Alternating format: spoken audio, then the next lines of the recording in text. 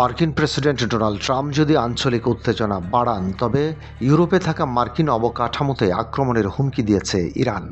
দেশটির শীর্ষ নেতারা জানিয়েছেন যে তারা ইউরোপের মাটিতে মার্কিন ঘাঁটি ও লক্ষ্যবস্তুগুলোতে হামলা চালানোর বিষয় নিয়ে ভাবছেন।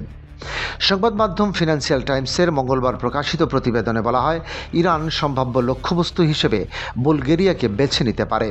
বুলগেরিয়া গত মাসে তাদের বাজমার বিমান ঘাঁটিতে যুক্তরাষ্ট্রের সামরিক বিমানগুলোকে জ্বালানি নেওয়ার অনুমতি দিলে ইরানের ক্ষোভ বাড়ে। এছাড়া সাইপ্রাসে অবস্থিত ব্রিটিশদের একটি বিমান ঘাঁটিকেও ইরান তাদের সম্ভাব্য পরবর্তী সামরিক লক্ষ্যবস্তু হিসেবে বিবেচনা করছে। যুক্তরাষ্ট্র আবার হামলা চালালে হরমুজ প্রণালীর তলদেশ দিয়ে যাওয়া sub sea fibre optic cable ক্ষতিগ্রস্ত করারও পরিকল্পনা রয়েছে। দীর্ঘ 40 দিন যুদ্ধের পর পাকিস্তানের মধ্যস্থতা করায় যুক্তরাষ্ট্র ইরান 60 দিনের একটি সাময়িক যুদ্ধবিরতিতে সম্মত হয়েছিল। ইসলামাবাদ সমঝোতা স্মারক নামে পরিচিত এই চুক্তির মেয়াদ কোনো প্রকার আলোচনা ছাড়াই সম্প্রতি শেষ হয়ে গেছে।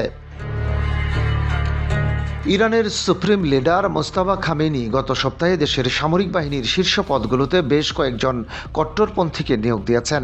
প্রেসিডেন্ট ডোনাল্ড ট্রাম্পও সম্প্রতি নিশ্চিত করেছেন যে বর্তমান মুহূর্তে ইরানের সঙ্গে আমেরিকার কোনো প্রকার আলোচনা চলছে না।